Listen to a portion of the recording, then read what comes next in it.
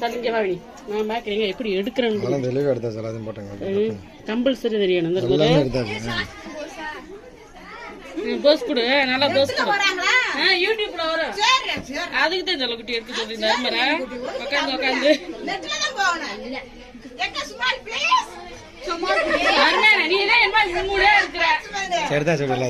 நீ தான் சொல்லணும் சரி எல்லாத்தையும் எடுத்தாச்சா அடுத்து வாங்க எடுத்து நான் எடுக்கலாம் அம்மாவுக்கு எடுத்துக்கலாம் நல்லா சிரிச்ச மாதிரி இப்படிலாம் செய்ய மத்த நேரமா செய்வேன் அப்படி செய்ய